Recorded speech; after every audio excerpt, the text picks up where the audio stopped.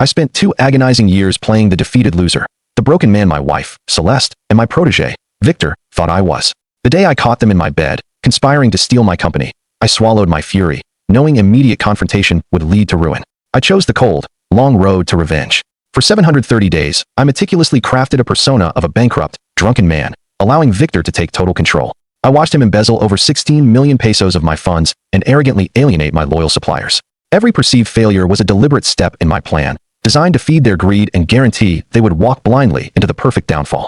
My bait was irresistible, a massive, fraudulent supply contract from the U.S. chain, Freshmart, worth over 200 million pesos. They swallowed it whole. To secure the required 20 million pesos performance bond, Victor became desperate. He forced Celeste to empty her inheritance and then plunged himself into the deepest danger possible, borrowing 6 million pesos from Gutierrez, a brutal local loan shark. Victor was so blinded by the promised fortune that he signed the contract, knowing failure meant paying with his life.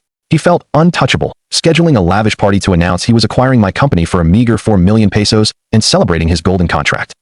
The night of his celebration, I finally shed my disguise. I walked into the Leon Hotel, looking revitalized, ready to execute 2 years of patient revenge. Standing on the stage he prepared, I systematically began the public execution of his life.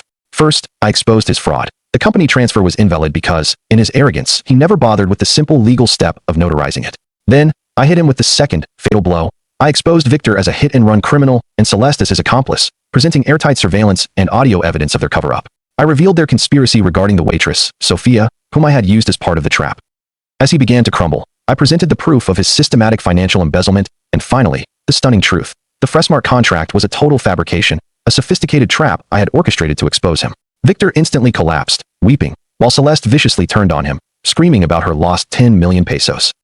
The inevitable climax arrived when Gutierrez and his crew entered, alerted to Victor's bankruptcy. Victor was dragged out screaming, his terrifying debt to be paid in the brutal Mexican style. Celeste was immediately arrested for commercial fraud and accessory to crime.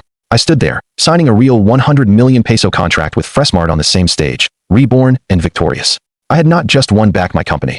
I had destroyed my betrayers, ensuring one was delivered to the underworld and the other was stripped of everything.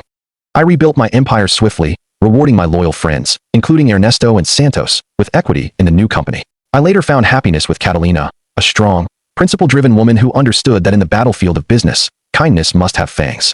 My 2 years of patience proved that the true art of revenge is turning your betrayer's own greed and stupidity into their inescapable hell. Even years later, Victor remains missing, forced to pay his debt to Gutierrez, and Celeste is a cashier living in miserable anonymity. After orchestrating a vengeance this complete, you have to wonder, is the path of the wolf ever truly peaceful? Thanks for watching. Make sure to subscribe to the channel and leave a like. Share your thoughts about this story in the comments.